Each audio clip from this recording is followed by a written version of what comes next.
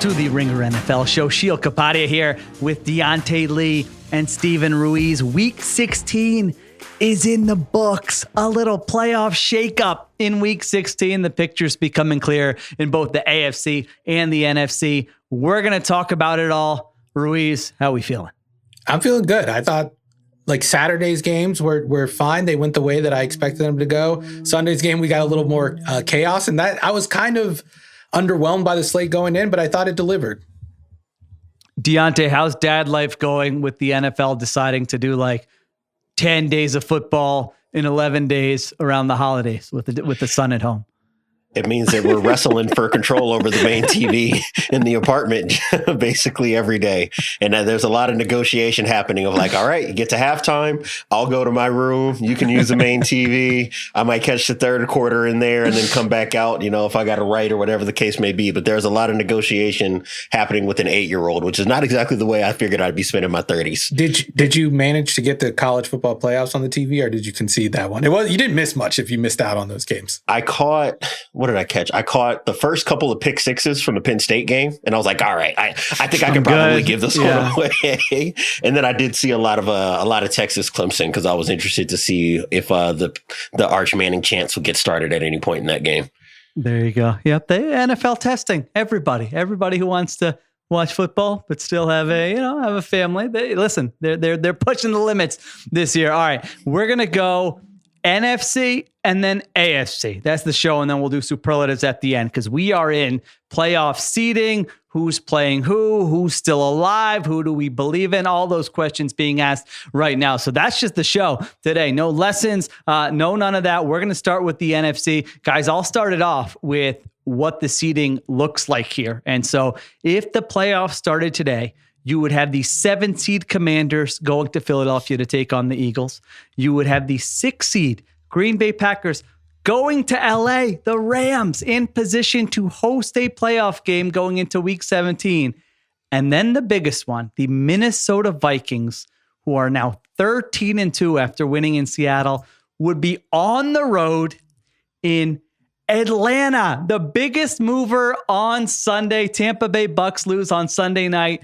Falcons win at home with Michael Penix Jr. If the season ended today, Falcons would be in because they have the same record as the Bucks, but the Falcons and Kirk, you contributed to this. He beat the Bucks twice and played awesome in those two games. So the Falcons would host a playoff game if the season ended today against the Minnesota Vikings. All right, Diante, you can go in any direction. What interests you? What did you find interesting today? What do you find interesting about the matchups? Who do you believe in when you look at this NFC playoff picture as it stands right now? Who do I believe in is an interesting way to frame it. I would say I got a lot of confirmation of how I felt about Minnesota coming off of the conversation we had on Thursday, right? And I said that I felt really comfortable about the identity of that team. I thought that Sam Darnold could handle the moment that was going on the road and dealing with Mike McDonald's defense. And I think that what we saw, especially in the fourth quarter, was Sam Darnold does give that offense an opportunity to stay explosive even when things are not perfect. Obviously, he gets his knee and ankle twisted a little bit in the fourth quarter. You get the face mask call, which definitely bails Minnesota out, right? It gives them an opportunity to continue to push for their go-ahead touchdown. And right out of that, you get Sam Darnold climbing the pocket after limping 30 seconds before. He fires the ball deep up the left sideline for a Justin Jefferson touchdown. And this was a great Justin Jefferson game. So this is not me saying that all the credit is individually foisted on the shoulders of Sam Darnold. But I thought that the way he played today, taking what the defense gave him, not being overly aggressive, managing the pocket relatively well. I thought that Darnold did a lot of the things that I would want to see from him in a playoff environment when teams are really locked in on taking away Justin Jefferson and locked in on taking away the explosive plays. He played really well, and then the defense forced a couple turnovers in what was a really tight game, and that ended up being the difference. Yeah, that was a big moment for Darnold. They're in Seattle. Seattle scores. They're down 24-20 with 4:21 left in the fourth quarter, and they go 70 yards on 4 plays. And you mentioned it has to climb the pocket, gets wrecked, and then finds Justin Jefferson for that 39-yard touchdown. And like the way his offensive linemen respond to him after that one, I'm just like, I don't know. Have I been underestimating this team? They're freaking 13-2 right now. They control their fate. They got Green Bay next week and the Lions in week 18. It's not going to be easy to beat both those teams, but the way they're playing, it's hard to count them out of any of these games. If they win those two, they're the 1 seed in the NFC. So, Ruiz, I don't know how locked in you were to that game or if you want to go in a different direction, but the Seahawks now, their chances are not over, but much slimmer after they lose that football game. And Vikings fans, their kind of magical season continues. No, that game kind of made me feel stronger about the Packers because we saw this Packers team just totally decimate this Seahawks team in the same spot last week on Sunday night. And I was like willing to leave the Seahawks for dead. I was like, oh, they're probably not going to make the playoffs after this. I don't even think they're going to be competitive against the Vikings, but they were super competitive against the Vikings. And if Ernest Jones catches that interceptable pass 2 plays before the Justin Jefferson touchdown, I think we're having a different conversation right now, not only about Seattle, but also about the Vikings. But yeah, I still think Green Bay is the best team in the NFC right now. But I do want to talk about the Eagles because I know it's easy to look at that loss. You turn over Washington 5 times, you still lose the game. But if anything, I don't feel any differently about the Eagles after that game, considering the fact that not only did they lose Jalen Hurts, they replaced him with a guy who's looked like one of the worst quarterbacks in the NFL over the last couple of years. And I think today just confirmed that he was the problem in Pittsburgh. And no matter what was around him, it probably wasn't going to work because he was dropped into an ideal situation. Like not even just with the pieces around him behind that offensive line with those receivers, but Washington just handing the ball over to Philadelphia's offense throughout the game. And he just couldn't capitalize. And it's hard to put everything on a quarterback, but when you watch that game, it was hard to feel like it was anyone else's fault besides the quarterback. I know there were some instances, Devontae Smith had the drop pass on 3rd down. A.J. Brown could have caught a pass on a key 3rd down. Saquon Barkley had the drop, or I don't know if it was a drop. Bobby Wagner made a great play on the ball down the sideline for what could have been a big play in the 4th quarter. But this game was about Pickett's shortcomings to me, and I think that made the difference. And ultimately, combined with Jaden Daniels' clutch play down the stretch, gave Washington the win there.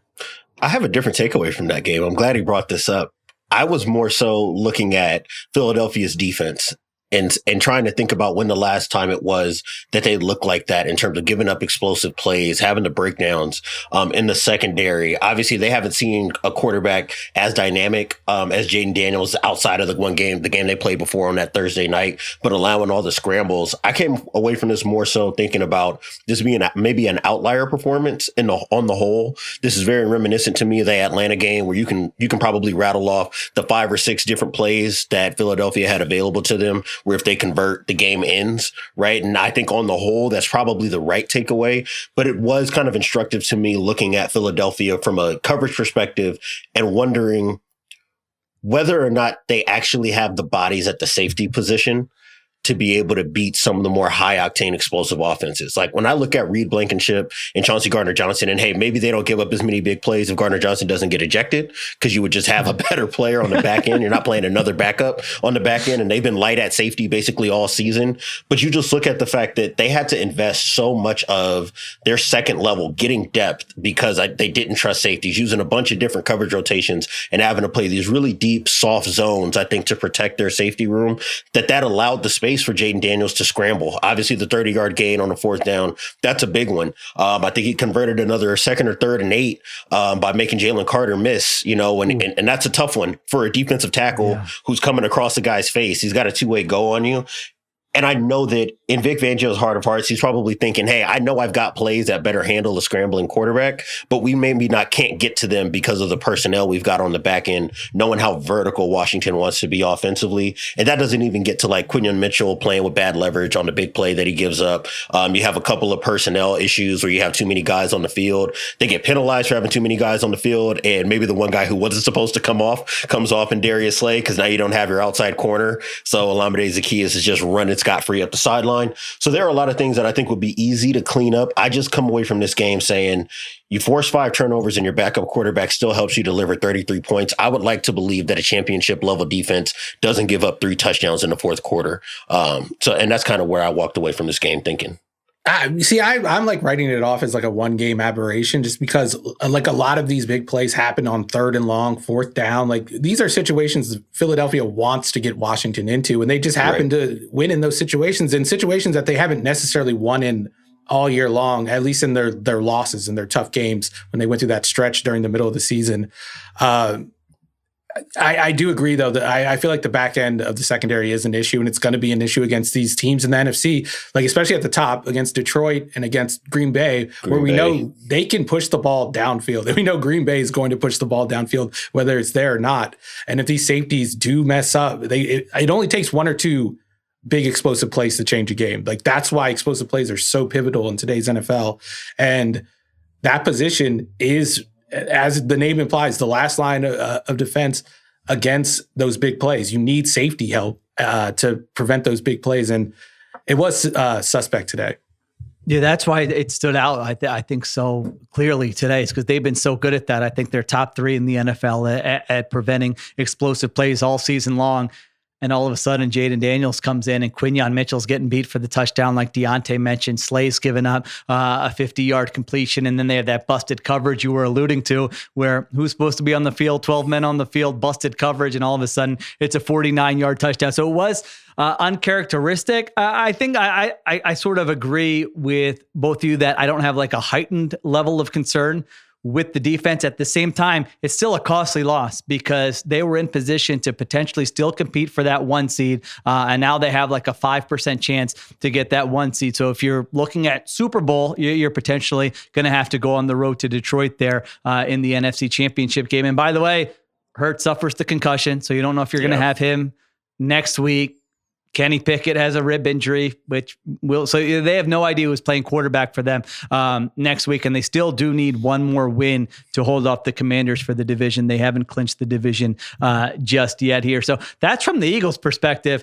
But I think you're both burying the lead, which is that just the Jaden Daniels story, like he just adds another chapter today. I mean, no one has done that to Vic Fangio's defense all season long. 152 left, and you got to go 57 yards for a touchdown with the game on the line. And he just calmly does it play after play after play. It wasn't one big explosive. I mean, that scramble he had, that move he puts on Jalen Carter, I haven't seen anyone do that this year to Jalen Carter, who's just been wrecking quarterbacks. That's a 12-yard scramble. And then it's just methodical completion after completion, not to mention the deep passes I mentioned earlier. So it's just like this guy's rookie resume has been incredible. And they put up 36 points, and only one of the turnovers was really on Jaden Daniels today. They had 4 fumbles by other players on offense. And I'm just looking at who he's throwing to. And I know I said this going back to like week 3, but go look at the box score. Olamide Zaccheaus has 2 touchdowns in this game. Jamison Crowder has 2 touchdowns in these games. These are like guys any team can have. This is not a great supporting cast. Their offensive line is not great.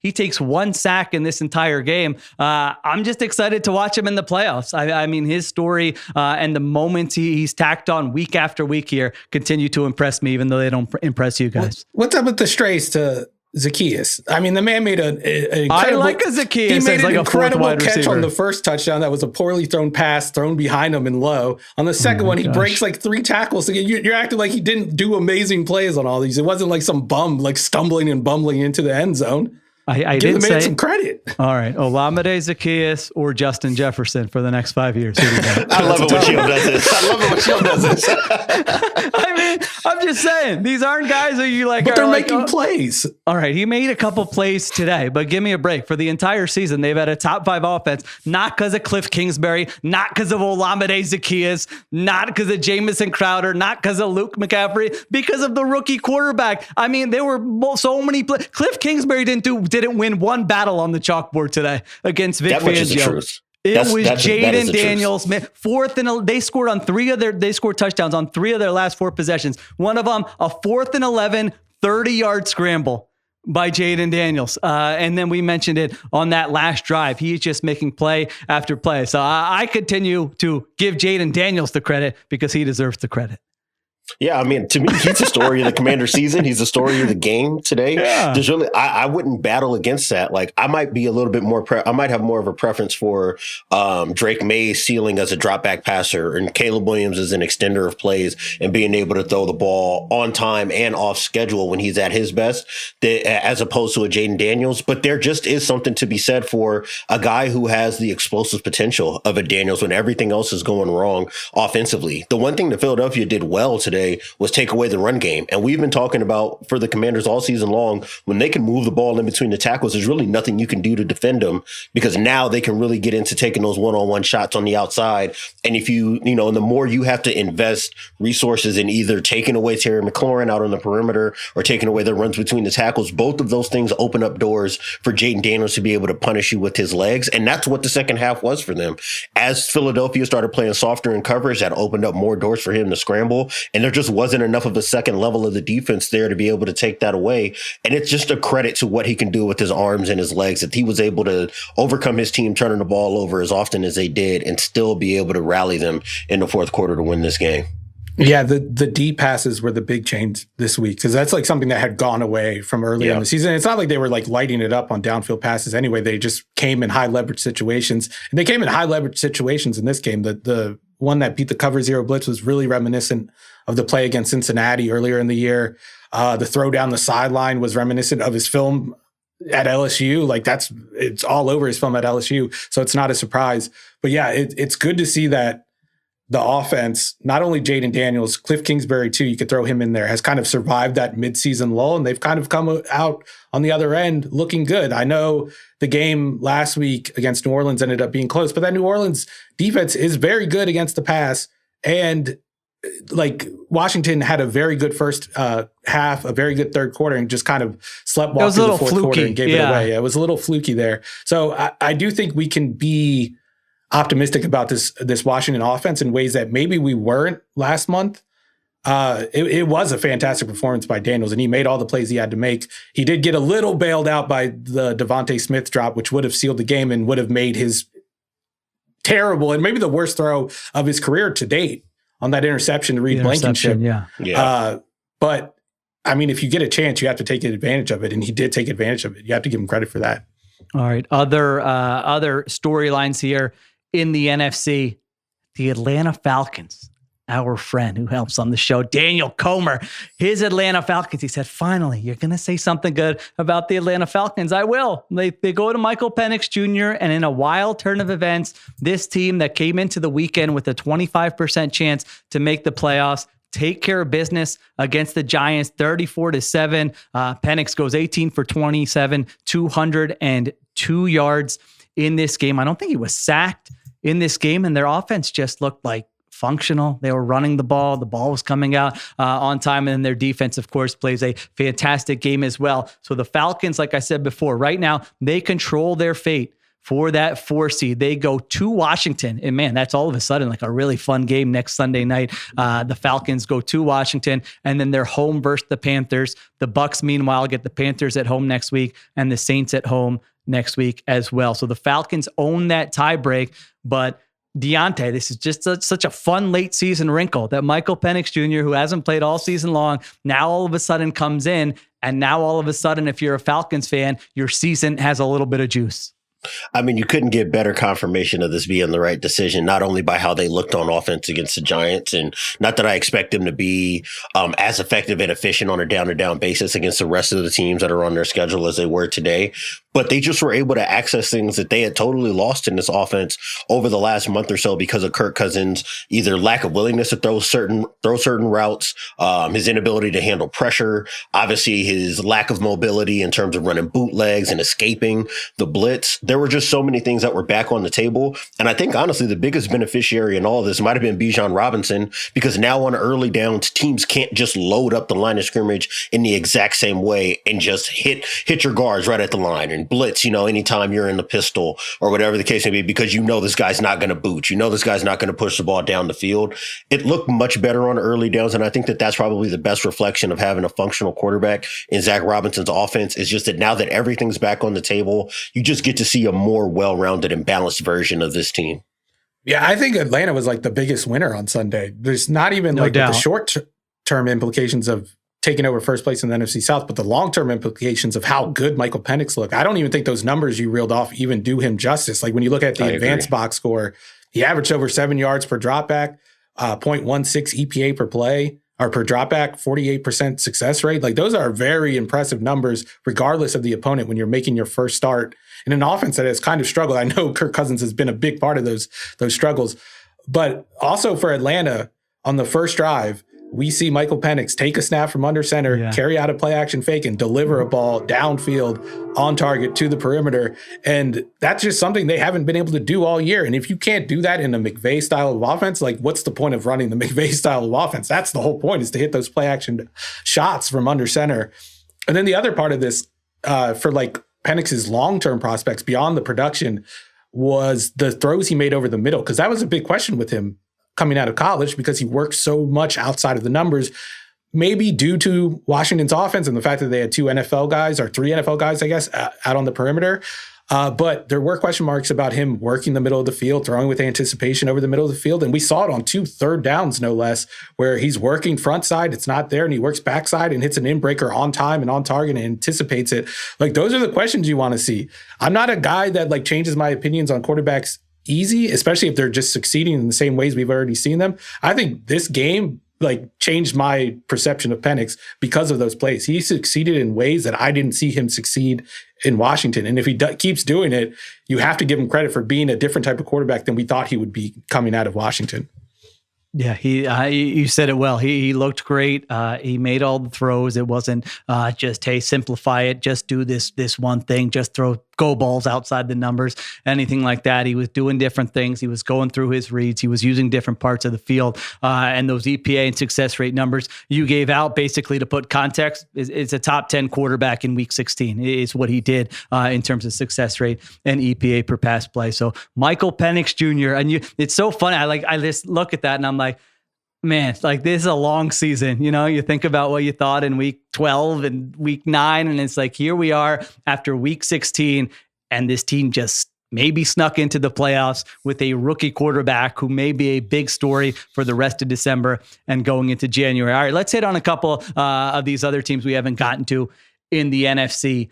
The Detroit Lions against the Chicago Bears. Jared Goff outside, their defense dealing with all these injuries, and they go to Chicago and they take care of business. I mean, everything Dan Campbell said during the week, you thought, all right, are they actually going to respond, or is this just a tough situation? They go to Chicago, beat the Bears 34-17. Jared Goff throws for 336 yards. Jamison Williams has a big day. So they are 13-2. They're still the 1 seed, but the Vikings are not giving up any ground. So the Lions still have to take care of business. They're at the 49ers, home versus the Vikings. Don't even have the division clinched yet, even though they're 13-2. Diante, when you look at that Lions performance, do you look at them any differently than you looked at them going into the weekend? I wouldn't say any differently. This was just more of a necessity than anything, right? Like, I didn't want to come out of this weekend feeling differently because they're just so banged up. Right. So I just wanted to see them take a team in Chicago that's been going backwards defensively basically every week since Halloween, and be able to just dominate them on a down-to-down basis. And that's exactly what happened. And by the time Caleb Williams really got his rhythm going, they were already chasing 3 possessions. Right. So that's really what I wanted to see, was them to make easy work of a team that I know that they're superior than. And that's exactly what we've got. I thought the run game looked good. Jared Goff continues to look good. And this is on schedule, play action passing, whatever the case may be. They've been able to do whatever they want to do within this offense. And I like the progression of where things have gone over the weeks as Jared Goff has gotten more comfortable. I just think we're seeing a better version of him in the drop back game than we were in the first 2 months of the year. And that's exactly how you want it to be going into the playoffs, especially considering their circumstances, where chances are if they're going to beat a Green Bay, if they're going to beat a Minnesota, if they're going to beat a Philadelphia, it's probably going to be on the back of a 40 drop back plus performance from Jared Goff, because they're going to need to outscore teams, because this defense is obviously not going to be counted upon to be able to shut down the top offenses in the NFL. Yeah, that's where my concern would be after this game. I know they won the game. They won it easily. They gave up 7.7 yards per dropback to the Bears. And like the conversion rate on that, that's basically like 12 yards per attempt when you're going up against like a Josh Allen or something, as we saw last week. So right. I think the high level concerns are still there. The main overarching concern with the injury and the dark cloud that's hanging over this defensive depth chart because of all those injuries, I think that's still very much there. I don't know how much we learned about the offense just because we knew the offense was capable of this. I guess they have even more plays that we didn't know they were capable of. They're faking botched handoffs now as play action, and it's working. They're pretending to be bad at football. Well, like Most of the other offenses in the NFL are not. It's like they're just, I don't know, they're just rubbing it in the faces of these other teams, especially the Bears, who, by the way, the Bears are on their third offensive coordinator, and here the Lions are faking like botched plays.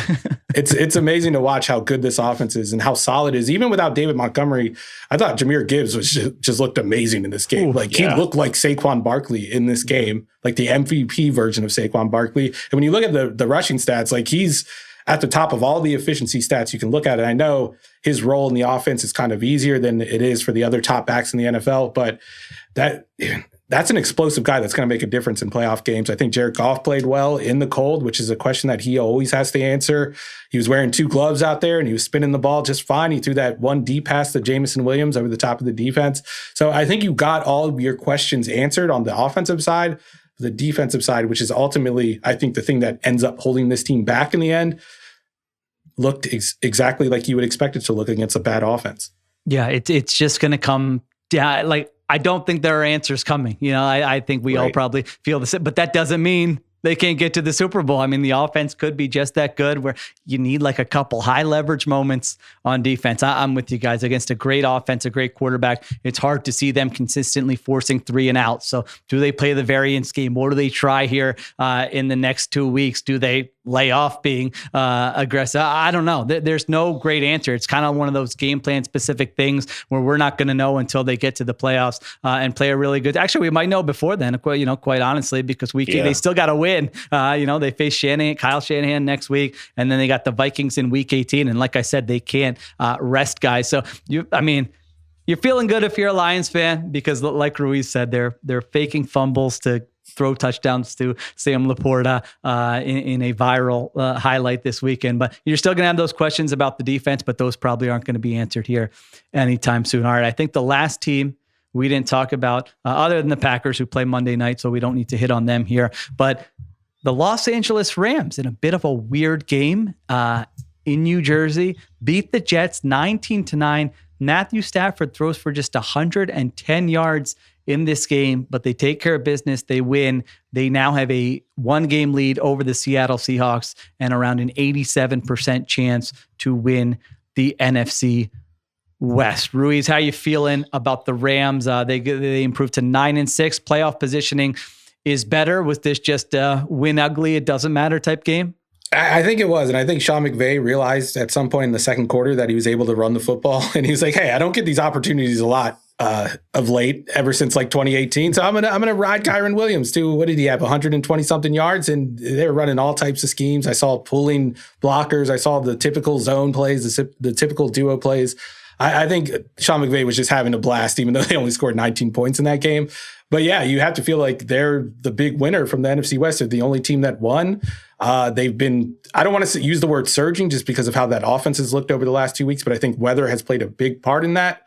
I would be concerned about Matthew Stafford looking this bad in the rain and then following that up by looking not great in the cold in New York. Right. So that's the one concern I would have, but it seems like they're going to just waltz into the playoffs, and they're even going to be able to host a playoff game. And like we've said all year, with that offense, when it's clicking, especially when it's indoors, they could score with anyone. They just beat the Bills at home, who everyone was talking about as the best team in the league this week. So I still have high hopes. I just don't think I don't think it's going to make it past the divisional round. I'll just say that. Is that where you're at, Diante, too, with them? Yeah, basically, like my biggest hang up with the Rams all season long has just been when they're playing up against the best teams in the NFL, they really only have one mode of operation if they want to win those games. I don't know if today changed my opinion on that at all. It was just nice to see when the passing game isn't going as explosively as it is when it's usually working at peak capacity, that they had something else they could tap into. If you're going to try to maybe shift your perspective to the most optimistic thing, I really like what this pass rush has been. I like how uncomfortable they've been able to make pockets for quarterbacks. It doesn't always result in explosive plays for this defense because the back end is just so limited in what they can do, right? But I do like what they've been able to get out of Chris Sheil as a defensive coordinator is really cut these young guys loose up front and allowed them to go get after the opposing passer. And if they're able to do that and you get the right kind of defensive variance in that way, to Steven's point, right? And this has been over the last 2 to 3 seasons, we've seen what Matthew Stafford usually looks like in December and January. I think that this is a team that can give anybody a hard day. I just don't know, because of the defense, because of the fact that this offensive line has just not moved bodies as consistently as we thought they would when they made all the investment in it. And obviously part of a contribution to that is the injuries and the lack of continuity, and they've been switching guys' positions around. But we're at the stage in the season now where we can't talk about these things theoretically, right? I just don't think we've seen enough from the complementary parts to make me feel like they can beat one of the better NFC teams in the playoffs. But I do think that they can go to the fourth quarter with anybody and go blow for blow with them. Right. Well, the good news for them is they are home the next 2 weeks, Cardinals and the Seahawks. And then they can wrap up the division before week 18. And if they get in, they're hosting a playoff game in week 1. So they potentially don't have to leave LA until the divisional round here. If they take, who knows, Cardinals, Seahawks, I don't know. I don't feel like that they're definitely going to do that. We could still have a surprise here in the NFC West, but they are in good shape. All right. I think we hit on everything in the NFC here in the playoff picture. Like I said, Commanders at Eagles, Packers at Rams, Vikings at Falcons. If the season ended today, those would be your 3 games, with the Lions getting the bye, but that is not clinched just yet. Still some things to be decided in the final 2 weeks of the season. All right. We take a break. We come back, we'll hit on some of those games from Saturday and take a look at the AFC playoff picture. All right, we are back on the Ringer NFL show. So Saturday was a big day for the AFC. 2 big games for everyone to watch. And right now, if you look at it, the Chiefs, they win again. They are 14-1. So they are in a position where if they win on Christmas, if they beat the Steelers, they will have the 1 seed locked up. And Patrick Mahomes, I don't know that he needs to, but could potentially rest that ankle for 24 or 25 days before they have to play a game in the playoffs. So they're the 1 seed right now. The Broncos would visit Buffalo in another playoff matchup. Right now, the Steelers are clinging to the AFC North first place. Right now, they would own the tiebreaker, but they got to face the Chiefs on Christmas. So right now, it would be Chargers at Steelers, and then it would be Ravens at Texans in the AFC, with teams like the Bengals, the Dolphins, and the Colts still looking for ways to sneak in there and take that final spot from the Broncos. Ruiz, when you're looking at the AFC playoff picture here, what has your attention after week 16?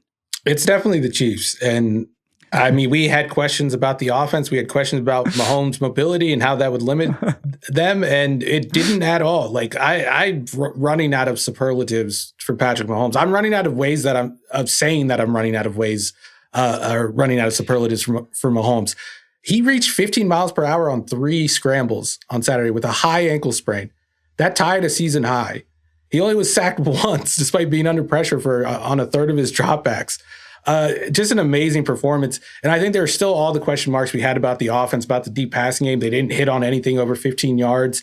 But I thought Hollywood Brown, his presence was felt. Like he made high leverage catches. He only ran 14 routes in this game, and he was targeted 8 times. So Patrick Mahomes made it a point to target him. He was targeted on over 50% of his routes. I thought we saw those two they weren't on the same page on a couple of the deep targets, which suggests that they might have even more room to grow here. And this could be like the Rashee Rice emergence that we saw at in January last year. Maybe Marquise Brown fills that void and they have this element in the pass game that they can bank on. And I think the one thing we've kind of underrated, especially with like how we've talked about Tyreek Hill leaving this offense and the void that's left in the offense. And most of it has been focused on the deep passing game. But I think one thing that Brown could add that Hill kind of left behind is that ability to take a short pass and turn it into a big gain. Like we haven't really seen that from Xavier Worthy outside of like schemed up stuff. We definitely haven't seen it from any of the other Chiefs receivers. And I think that's the one thing they've really lost from Tyreek Hill, that ability to turn a 10-yard gain into a 50-yard gain at any point. I don't know if Marquise Brown is going to get to that point in this offense, especially this year, but they still have a chance. We were talking earlier, there's no reinforcements on the way. But maybe there is in the form of Marquise Brown. But the story is still Mahomes. The guy is just amazing. I think it just tells you this team, you can never count them out, and they're probably going to be there in the end. Diante, Did we get duped again? Did we get duped again? Spending hours on this podcast and all of us in our writing questioning the Kansas City Chiefs when now they look like they're going to be the 1 seed. They're 14-1. Like Ruiz said, they get Hollywood Brown back. Now they've got him. They've got New Hopkins. They're the pass catching court. Maybe they found something with Joe Tooney. Just hey, Joe Tooney, get out there at left tackle. I don't remember. I didn't see Mahomes having a lot of trouble there. All those things. This was against the number 1 defense in DVOA, the Houston Texans, coming in, and they put up like an 85th percentile game with their quarterback playing with a high ankle sprain. Did we get duped again, or do the questions we had about this team still concern you despite that performance on Saturday? To me, the questions remain. I think the two things happened. A, we got to see a superhero Patrick Mahomes performance in terms of scrambling when you consider where it looked like he might be feeling physically coming in this week. I also think they kind of got a gift game plan wise from Houston. I think the one thing that they really like to do when they have guys that can run is execute all the pick plays, all the bunches, all the switch releases. Houston has been an excellent cover 1 team all year long. So this is not me saying that they're wrong for sticking to their guns, but I think that all of the 5-man rushes and playing cover 1 really played into what Kansas City does best on third downs, which is just create these pick situations for a Hollywood Brown who is now back. And now he can take the place of Xavier Worthy, who is just not executing on those underneath things as well as somebody like Hollywood Brown can. They were able to get the ball to Travis Kelce a little bit more often. There was less reliance on guys like Noah Gray down the field, right? And I think that Houston just kind of assumed that, hey, the guy looked hobbled in the fourth quarter of the last game he played. Maybe they're playing coy and we're just going to get after him and see what happens. And I just think that, to me, Kansas City should always perform well against cover 1. The issue has just been that it hasn't been the case this year. This is the first time or the second time, including week 10, that they've had a success rate over 50% against cover 1 this season. A lot of their successes came early in the year. That obviously means that Rashee Rice was available. I think the offensive line was playing better in the first half of the year than they have been over the last few weeks. So I do think that still I have some questions about what this offense is actually going to be. To me, this is just a matter of, do I trust Patrick Mahomes more than I'm concerned about the problems? And I would say 9 times out of 10, that the answer is probably yes. Yeah, they are. I don't know. It might just be happening again. They're 14-1. 14-1. They're going to be the 1 seed. They got pieces. That was an impressive offense. I was just watching that like, I can't believe my eyes. I think it was a mix of all the things you guys are saying. It was Mahomes. Guys were open. It didn't feel so hard. There's a feel with the Chiefs. I love the numbers, but there's a feel with the Chiefs over the years when you watch a game. Does this feel hard? Does this not feel hard? That didn't feel hard. Like they were going up. You mentioned it, Ruiz. There were at least a handful of plays where he wasn't on the same page with guys. If half of those connect, who knows how many points it was? Travis Kelce had a couple plays like that as well. Who knows how many points they put up? We saw another installment of the greatest rivalry of the 2024 NFL season: Xavier Worthy versus the sideline.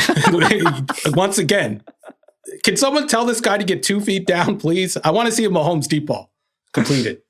Ravens versus Steelers, Xavier Worthy versus the sideline. I gotta think about what else I can put in here. Well, Houston Texans versus Bobby Slowick. Yeah, no kidding. Let's talk about them. I mean, listen, they are in a fine spot. They're 4 seed. They're 9-6, devastating. Obviously, injury to Tank Dell, which was the worst moment of the weekend there, but. Is there any reason to believe in this team? Like if I did the old school sort of thing where it's just like, look at the quarterback and the coach, I would probably have the Texans pretty high. But the problem is everything else, and mostly that offense. When I look at that offense now, no Dell, no Stephon Diggs, this offensive line, and the coordinator that it doesn't look like is giving them any kind of an edge. I just cannot get there with this football team, Diante. Where are you with the Houston Texans? I'm out for the same reasons we've been out since basically week 3, week 4 of this season, right? Like, because nothing has changed. What was ailing this offense all throughout the regular season last year, what got them eliminated by Baltimore in the playoffs, is the exact same reason why they're not effective offensively this season. And they've tried everything they can to paper. I think the players have tried everything they can to paper over the problems this season. I think that Joe Mixon has shown a level of creation as a runner that we did not see from him in Cincinnati, that I did not expect from him in Houston. I think when this receiving core was healthy, we saw that they could still create after the catch. Guys could get open. It was a pretty well-balanced attack in terms of just guys and roles out on the perimeter. But this offensive line is bad, and I feel like the game plan is actively making them worse by putting them in situations where they can't win in. I don't know why we continue to see these 5-man protections where Titus Howard is on an island, where, you know, their interior offensive line are on islands. You're dealing with Chris Jones. I don't understand why it's so often that this guy is crushing pockets and why stunts and twists are working effectively as they are when you know the defense that you're dealing with. And I do feel bad for CJ Stroud and just his passing game as a result, because I think that now you're starting to see scar tissue. We've really been seeing scar tissue since that Halloween night game against the Jets, where you really kind of started to see the wheels fall off of this offense. And it seems like every time they're about to strike a new rhythm, a game like this comes up that just paints a picture so clearly that even though they are a playoff team, and a lot of that is because the defense is so talented and they do have a legitimate quarterback, the scheme offensively is doing so much to be a limiting factor for them that I can't trust them to do anything but sputter and fall out of the playoffs in the first round. Yeah, it's going to feel like nothing changed over last year, like you were getting at. Like, this feels like a year of stagnation with them. I mean, I think their best hope is that Baltimore wins the division and they get Pittsburgh at home in the first round and they get to win a playoff game, at least to have at least some good taste in their mouth at the end of this season. But that will just feel like last year when they beat a NFC North team, an NFC or AFC North wildcard team that wasn't supposed to be there in Cleveland. And then they go to Baltimore the next round and get decimated and get kicked out of the playoffs. I think that's what they're headed for. And I think it will be fitting, because that is the problem. Like, the problems that we see with this offense were the problems with the offense last year, from the offensive line to the play calling to making things difficult on CJ Stroud at times. And I thought Stroud played pretty well in this game. And I think the biggest indictment of an offensive environment and a play caller is that when your quarterback plays well and the final score and the final box score doesn't reflect it. We've seen that so many times throughout the season for Houston. And whatever, I didn't have much hope for Bobby Sloak. Obviously, we've been killing him all season.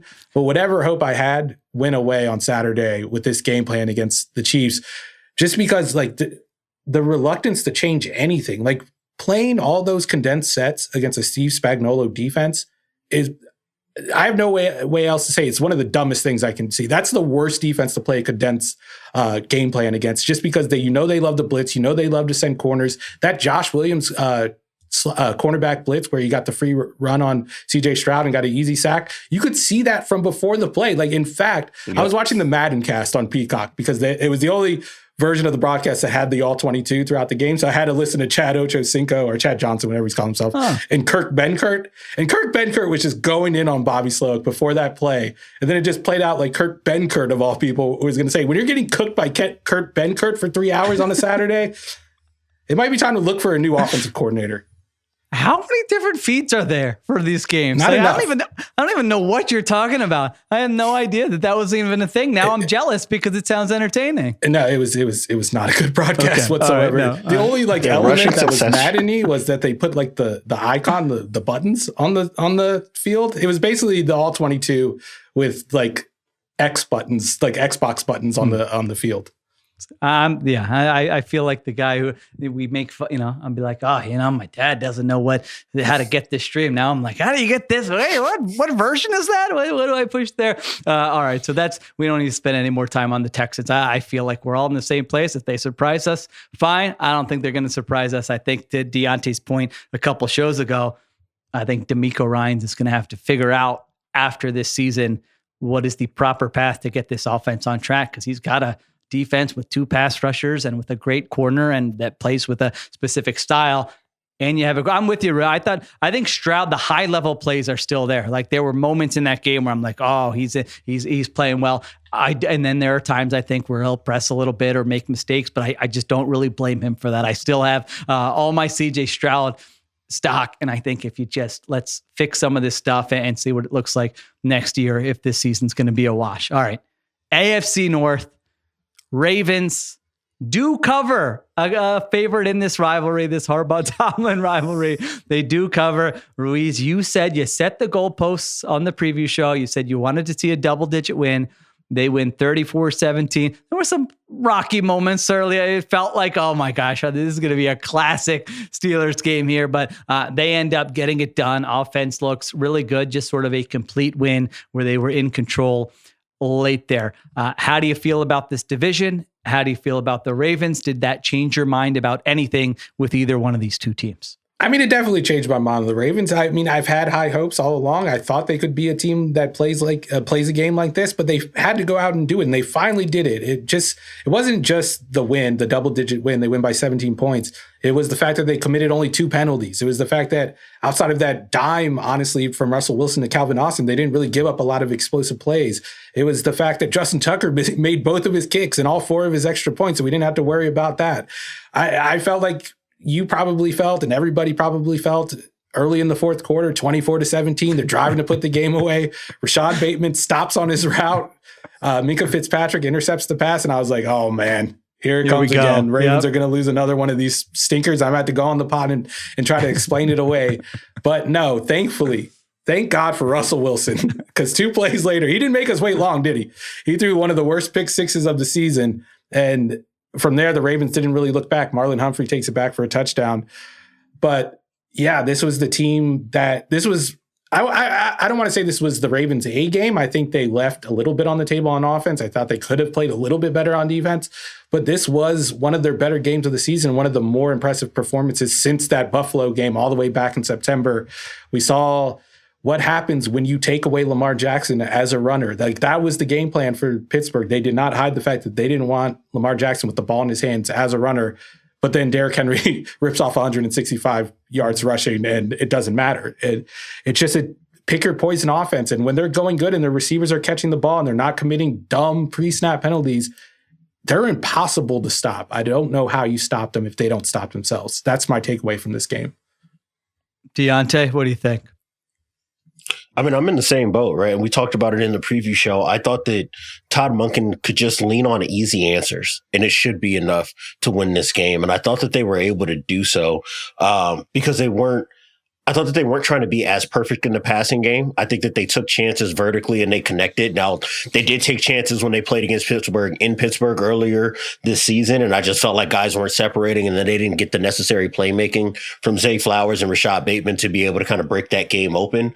But that happened this week. I thought the play calls to do so were much better than they were into Pittsburgh when they lost that game. And then the second thing, and maybe more importantly to me, this was something that I noted, was that Pittsburgh is maybe the best under center run defense in the NFL because they can just cut their edges loose. They like to blitz a lot. When you're under center, they can really load up the box. And because they're a cover one team and you're under center, they know it's either going to be a downhill handoff or a play action pass. Right. And when you're a cover one team, that really kind of liberates you to play as aggressively as you want to.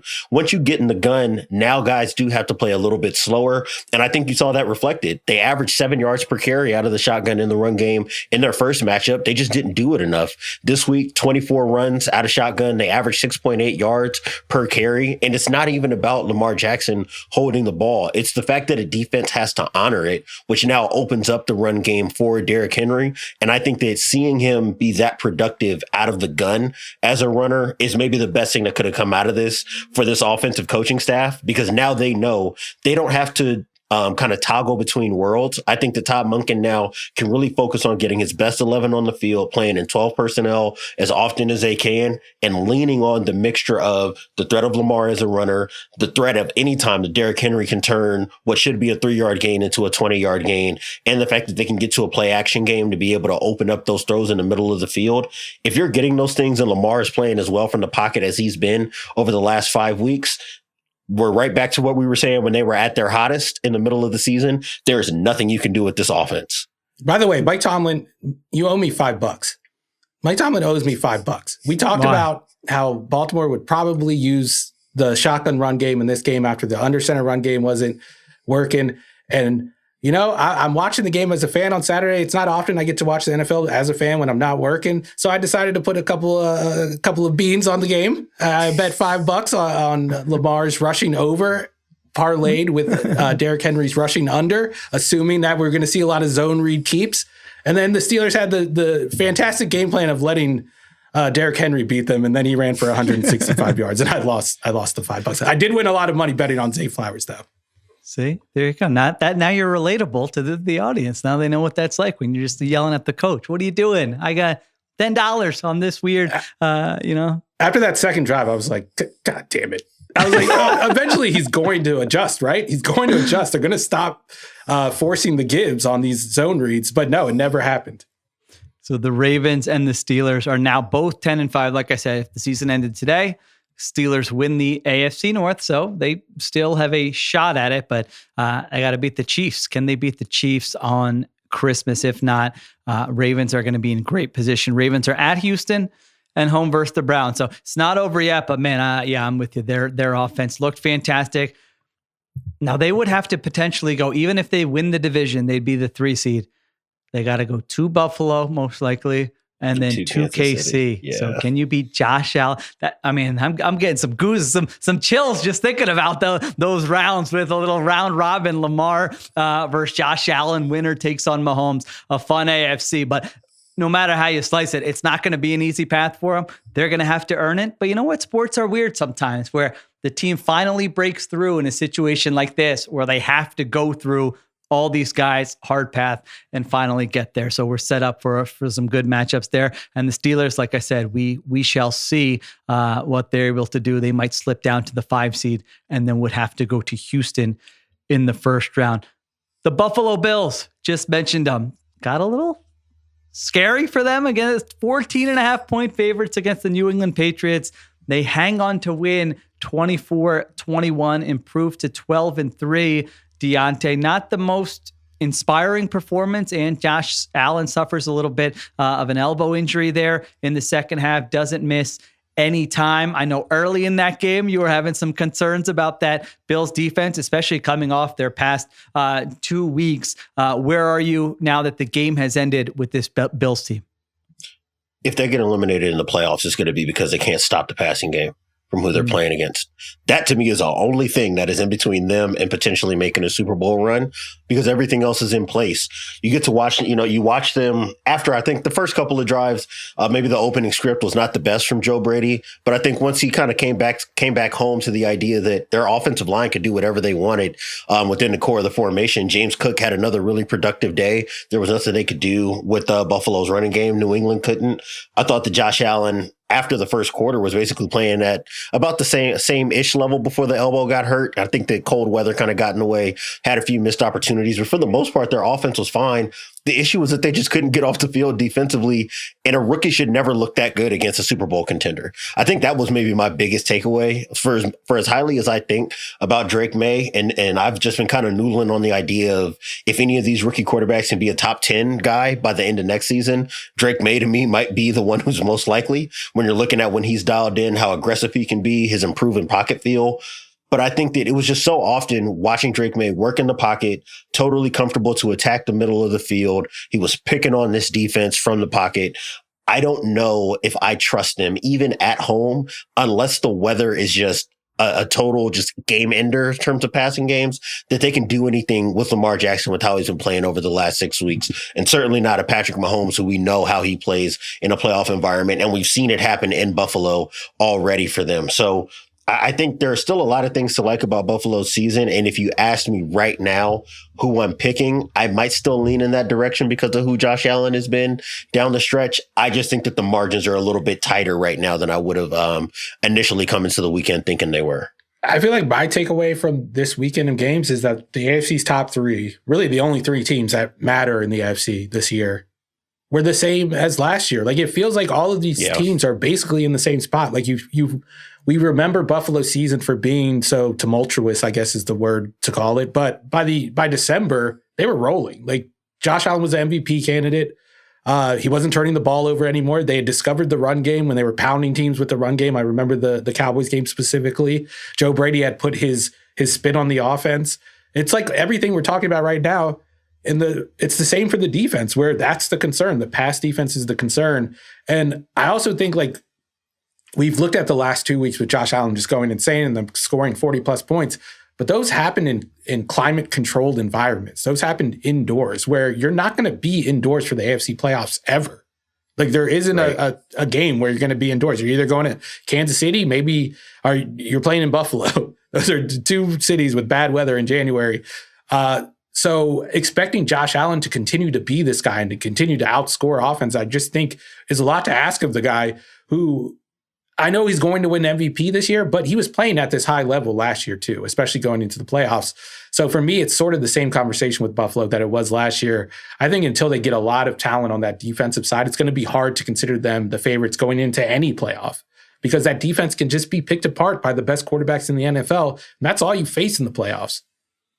Yeah, I mean, that game against the Chiefs last year, I mean, their offense went up and down the field, and it wasn't enough. Now, they miss a kick there at the end, but their defense could not, and that was not like a great Chiefs offense they were playing against. The other thing is, this isn't and I think Sean McDermott's a very good coach. I think he's a very good defensive coach, but he doesn't have the resume of in a one-off playoff matchup against a great quarterback. Hey, can you match that guy and slow them down? They just haven't done that. I mean, Burrow got him a couple of years ago. I just mentioned Mahomes. Mahomes has got him in the past as well. So that is the other question with this team. I still, I mean, those three I'm looking at last year's playoffs because I wanted to see, Buffalo was 2, Kansas City was 3, and the Ravens were 1. Last year, those were the top 3 seeds, and Houston was 4 for that matter. It's going to be the top 4 very well. Could be exactly the same, which is pretty unusual, I think. Most of the time, at least, some team has the weird injury or something and comes back down to earth a little bit. So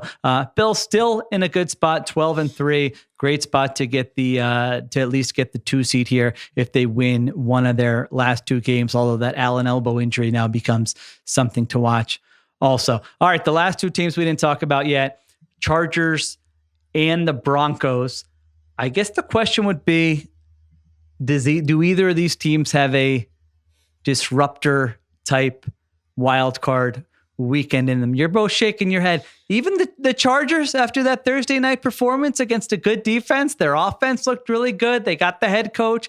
They got the creative defensive mind. They got the quarterback playing well. Ruiz, you still don't think they have enough? No, because they don't have enough talent on defense. I know they had a good second half, but we saw Denver just march up and down the field and do whatever they wanted in the first half. Justin Herbert is great. Obviously, he played another fantastic game and basically willed them to that win in the second half, but he has the bum ankle. He's not getting a lot of support outside of a rookie wide receiver. And it seems like every time he goes down and gets sacked, he's grabbing at that ankle. So it's a slippery slope there. Like you have this great version of Justin Herbert where just one hit away from having a version of Justin Herbert that is not capable of carrying this offense. I don't know how many quarterbacks are capable of doing it, especially in the way that Justin Herbert was doing it on Thursday night with some of those throws. Diante, you're in the same boat. You're not seeing it. This is just their 3rd time this year having a passing success rate over 50%. No, I don't think that this is a wild card disruptor pointing type up, of some team. would say. Started a trend. I don't know if I see it that way. I don't know if I see it that way. Greg Roman's cooking. The second half was great from Herbert. But this isn't the first time we've talked about this team being behind the 8 ball. They put the ball in Justin Herbert's hands, and then he goes into perfect robot quarterback mode and keeps them in it. And I think that does speak to what they can be in a moment of desperation. The issue is just that, and I think this maybe applies to both teams, you got a little glimpse at what is keeping them from being in that elite class of the top AFC teams. With the Chargers, it's Greg Roman and the lack of run game. I just think the interior offensive line just isn't dominant enough to be able to move the ball on early downs for them to control game situations the way that they would like to. And then on the defensive end, they just don't have enough experience. They don't have enough juice at safety outside of Derwin James. Their linebackers are very limited in terms of roles and capabilities. And I said this last week, right? Like Jesse Minter has done a great job, I think, of understanding what to do to squeeze blood from stones with this defensive personnel. And when Khalil Mack and Joey Bosa are playing at their best, you do have enough pass rush to make quarterbacks uncomfortable. But once the Broncos got into heavier personnel, just started running the ball at them, you just saw all the issues that still exist with this defensive personnel. They don't have great tacklers in the middle of this defense. Their defensive interior can still be taken advantage of. And I think that the Broncos offensive line was definitely good enough to expose that. And what happens if they do have to see a Pittsburgh or a Baltimore or a Buffalo, for that matter, in the first round of the playoffs?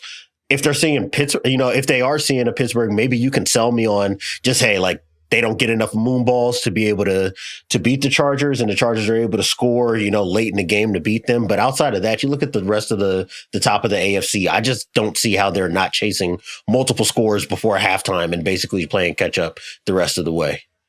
Just realized Harbaugh versus Harbaugh would be setting up if the Ravens, again, we're going to get more Harbaugh versus Harbaugh stories. I hope you're ready. My heart cannot take Lamar versus Herbert in the playoffs. I'm sorry. I'm opting out of that week. I'm not showing up for the podcast. I'm not doing any work. Life is about hard choices. You're going to have to make a choice. You can only stay. Yeah, we're going to have to come up with something. You can only profess your love to one of them. I'm giving it to Lamar. The rest of their career. Lamar needs it more than Herbert does at this point in his career. If he gets upset by the Chargers, especially Greg Roman revenge, and I can't stomach a successful Greg Roman revenge game. No, I'm going with Lamar. Sorry, Herbert. There you go. I'm revoking my what did I call myself? Herbert pervert? I'm revoking my call. Yeah, Herbert pervert. All right. You saw why on Thursday. I mean, you can't blame me. Also, this weekend is why I feel comfortable saying that the elite quarterbacks, the top four to me are Herbert, Mahomes, Lamar, and Allen, because a high ankle sprain is taking out every other quarterback in the NFL. And like with Herbert and Mahomes, you hardly even noticed it. All right. There you go. Broncos have a 74% chance to make the playoffs still. Bengals, Dolphins, Colts still kind of hanging around there. It's interesting because the Broncos finish at the Bengals and then home versus the Chiefs, but that could be Carson Wentz in that game in Week 18. So it could be a game they need, but they might be facing a Chiefs team that has nothing to play for and is playing their backup. Sorry, that's the AFC. We take a break. We come back with some awards for Week 16. All right, we are back on the Ringer NFL show. Some awards for Week 16. I'll start. The 1-2-3 Cancun team. Congratulations to the New York Giants. Not a bad flight, right? You can get the go from Newark if you want to down to Mexico. I mean, 34-7 against a rookie quarterback making his first start in the NFL. They lose to the Atlanta Falcons. They are 2-13 on the season. They have lost 10 in a row. Only the Carolina Panthers have a worse point differential this season. And this isn't a one-season thing. Last 10 seasons, the only teams with fewer wins than the New York Giants are the Jets and the Jaguars. They have been outscored.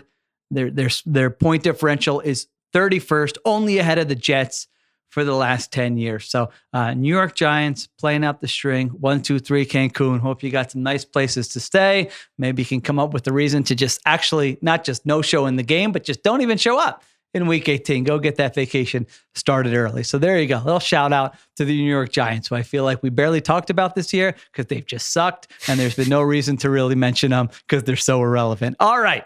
That's my first one. I'm in the holiday spirit. Ruiz, what do you got? I'm going to give the Raiders the Reap What You Sow award for hiring Antonio Pierce as their head coach. Like, if you wanted to do a tank job, don't have Antonio Pierce run it. I don't know if you saw this after the game. He was asked if he regrets like them winning the game and falling so far out of the race for the top pick. And he said, that's a question you got to ask of Tom Telesco. I don't care. And that's the thing. That's the problem with a coach like this. You hire a football guy, you bring him into that environment. Don't think you're going to be able to go around tanking. Starting Aiden Connell isn't going to be enough. And I feel like this was like a massive blow to the Raiders' future prospects, especially short term. This is a team that needs a quarterback. I mean, It's been so long since they've had a quarterback that can be excited for. I'm thinking maybe going back to 2017 when Derek Carr was still a young guy who looked like he could be breaking to the top 10, and it never happened. But this was a devastating loss for them, and I feel bad for their fans that it had to happen. But I guess you shouldn't be surprised they were playing Mac Jones.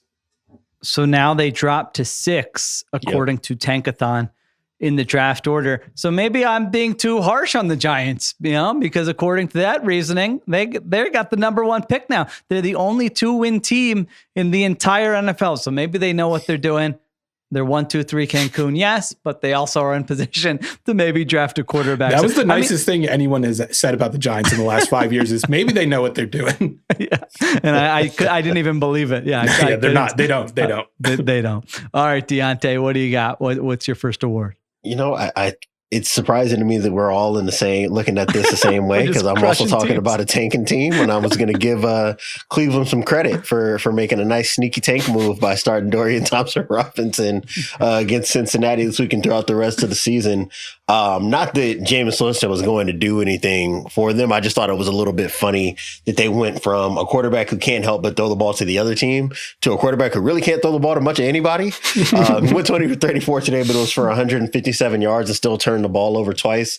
So if the conversation was that turnovers were an issue and that you weren't efficient enough in the passing game, have a lot of fun going through the film on that from this Sunday, trying to convince yourself that DTR is actually the answer. I'm really surprised that he's been able to hang around Cleveland for as long as he has been. He did have a productive day on the ground. Like I said, Kevin Stefanski, he had his own read fetish that he needed to address, and he got it out. Maybe he'll go back to Jameis after this game. But like honestly, if you watch that game, the Browns had every chance in the world to win it. And if Jameis is out there, they might have messed around and won it and messed up their draft spot. So it was a smart move on their part. Where are you with Kevin Stefanski as a head coach? I mean, I think he's obviously a smart offensive play caller when you give him the pieces, but I mean, the last couple of seasons, just how easily things fell apart this season in particular. I know they rallied late last year, but that was never like a team you looked at and were like, whoa, this is a well-coached team that's very good at football. It's been a while since we've been able to say that. So I wouldn't be surprised if they moved on. And if they do move on, I wouldn't be surprised if he has to wait a year or two or has to go through another offensive coordinator job to get back to a head coaching job. All right, so I was asking because Diante, I was wondering, is he worthy of a trade? Again, I know we you and I think have talked about this before. I actually think if he were to get fired, I think he would get a head coaching job in this cycle. But I'm wondering if you're another team and you're looking at the options out there, and maybe Ben Johnson's being a little bit picky, and Mike Vrabel picks his team. Like in this pool, are there going to be better candidates than Kevin? That's why I asked it. Cool. I love a coaching trade speculation. So, and if you're the Browns, you're just like in this weird place, are you going to stick with him? Do you want draft capital? So that's why I was asking. The Browns should fire him and then hire him again.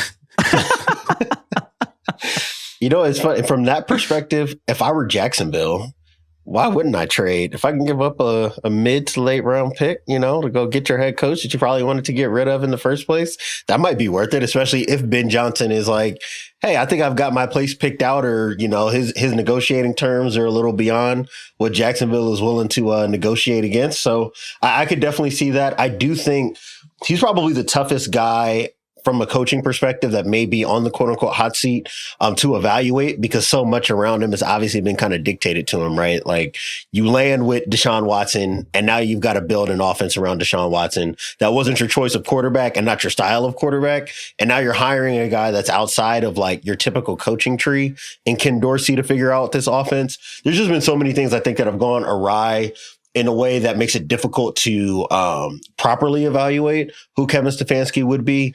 I would just say that he's probably one of those guys that you just got to look at the results and say it just wasn't good enough. I'm more on Steven's side, that if he didn't get traded for and just got fired, I'm not certain that he would land a head coaching spot.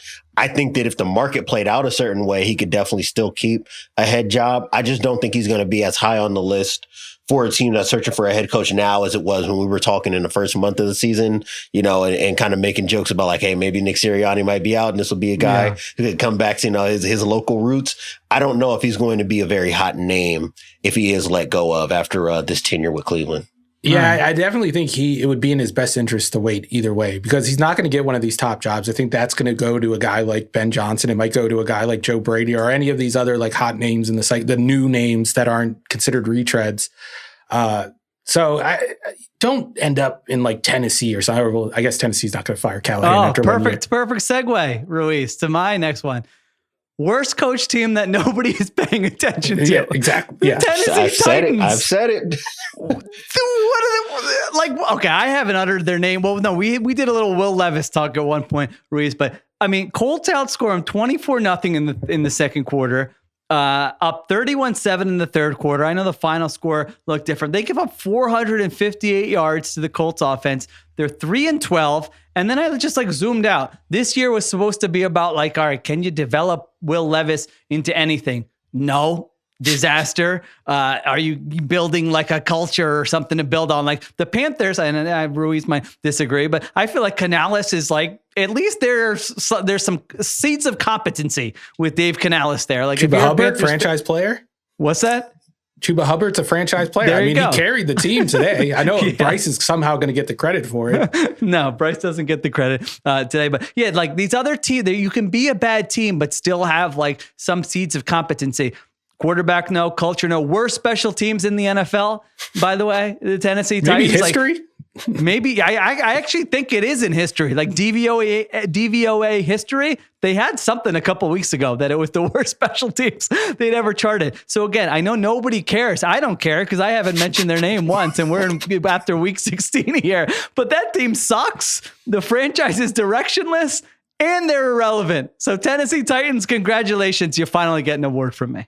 This is I don't honestly, know how in year one the takeaway is like, what are we doing here? But I've been there basically for like the last like month and a half.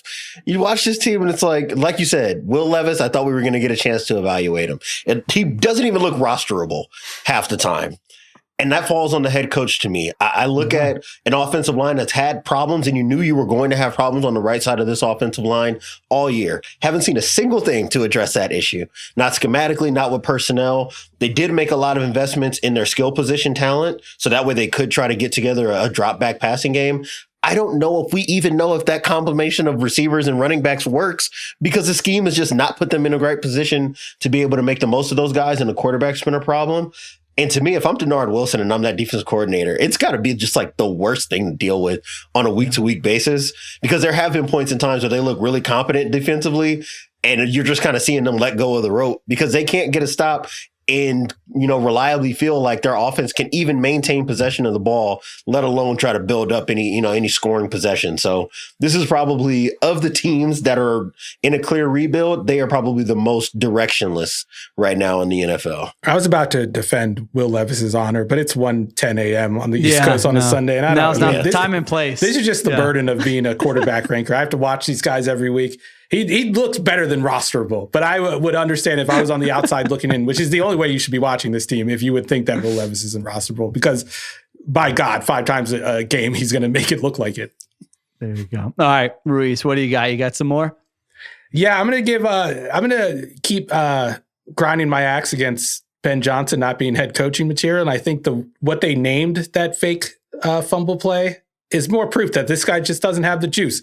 The stumble bum, that's what they're calling it. That's what they called the play, I guess. In there, I don't know if there's a play sheet drawn up somewhere in Detroit's playbook, but according to Jahmyr Gibbs, that's what they called it.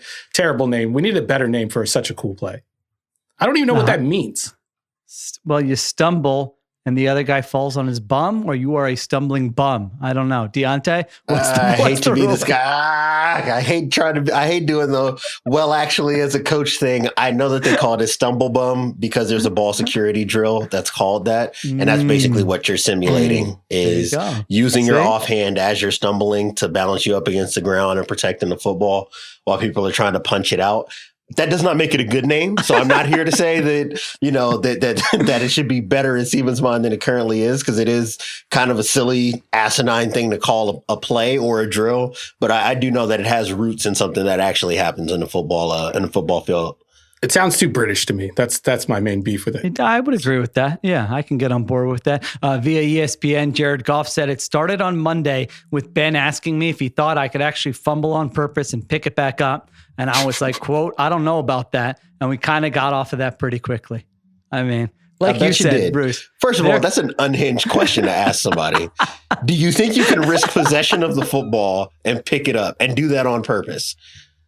I was going to say, have you not seen anything about an oblong-shaped ball? Have we learned nothing about football? He's disgusted. The defensive guy is disgusted at the idea that offensive coaches are asking such questions. Wait, so he wanted him to fumble the ball actually instead of just doing the stumble routine at first? Goff's like, all right, maybe I got to change my tune on Ben Johnson. This guy is cooking. Yeah. I think the story was, I believe from this ESPN article, that they saw Jordan Love do this like by accident in a game, and they were like, "Let's go, let's go." It was week 1 last year. And it was like there you go. It was the same like route pattern too. Like it was like a little like Y leak style pattern too. So they copied it bit for bit. And I mean, I would imagine that Jared Goff has some practice, some experience fumbling the football and stumbling around in the backfield. He does it, he does it a couple times a year. I think that's what he meant, but the picking it back up part, I think he didn't want to risk that, which that's good. That's the kind of judgment I want from my quarterback. Jared Goff, mature behind his years. All right. Diante, what do you got? Anything else? Just not a very serious one. I just wanted to, in the spirit of bowl season, you get all kinds of names and tags you can put on bowls. There's a Duke's Mayo Bowl. There's a Lockheed Martin Armed Forces Bowl, which is just like the most insane thing to me. Conversation for a different day. There's a Gasparilla Bowl. And then in Miami, we got the all-time depression bowl between Mike McDaniel and Kyle Shanahan. Or like the Through the Looking Glass Bowl, where you just get these guys who have spent so much time constructing their beautiful offense and all these explosive plays that are supposed to come off of it. And then you look up and Miami is throwing a bunch of swings and checkdowns and drags to Jonnu Smith, who has been a very productive player, to give him credit. And then on the other side, you got Brock Purdy, I guess, doing like a Matthew Stafford impression at times, trying to drive the ball in the middle of the field aggressively to varying effect right now because they don't have their full complement of wide receiving talent. I can't even begin to guess what that conversation at midfield must have been like, or what the conversation on the phone is going to be like between these guys as they go back to their respective corners in the NFL. But that was a rough one to watch with these two teams. I'd imagine it was Mike McDaniel going, "Trust me, don't do it. Don't do it." And you guys know what I'm talking about. All right. I think that is unless you have any more. Do we have any more? It. You're good. All right. That is a good way to end it. The Ringer NFL show. Week 16. Appreciate everyone listening. We will be back when we be back. We'll be back later in the week to preview Week 17. Merry Christmas. Happy holidays to everybody. Thank you to Stephen Ruiz. Thank you to Diante Lee, Dan Comer. Additional production supervision by Conor Nevins and Arjuna Ramgopal. And of course, Christopher Sutton producing. As always, we'll talk to everyone later this week on the Ringer NFL show.